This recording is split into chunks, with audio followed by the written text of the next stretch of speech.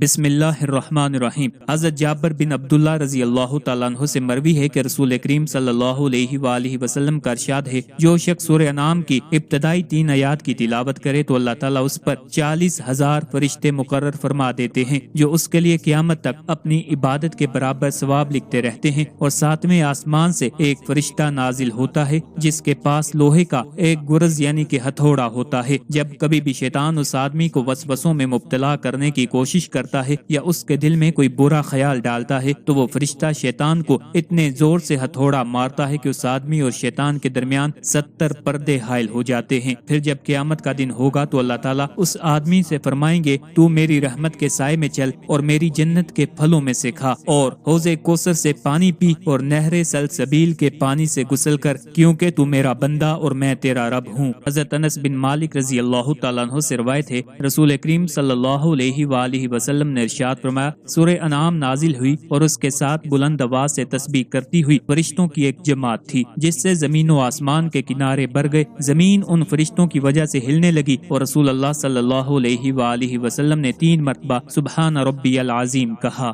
حضرت عبداللہ بن مسعود رضی اللہ تعالیٰ عنہ سے مروی ہے کہ میں نے رسول کریم صلی اللہ علیہ وآلہ وسلم کو یہ فرماتے ہوئے سنا، جس آدمی نے فجر کی نماز امام کے ساتھ جماعت کے ساتھ ادا کی اور نماز ختم ہونے کے بعد وہ اپنی جائے نماز پر بیٹھا رہا اور اس نے سورہ انعام کی ابتدائی 3 آیات کی تلاوت کی تو اس پر اللہ تعالیٰ 70 فرشتے مقرر فرما دیں گے۔ وہ فرشتے اللہ تعالیٰ کی تسبیح کرتے اور اس آدمی کے لیے قیامت تک کے لیے استغفار کرتے رہیں گے، اور اللہ تعالیٰ آسمان سے ایک فرشتہ نازل فرمائیں گے۔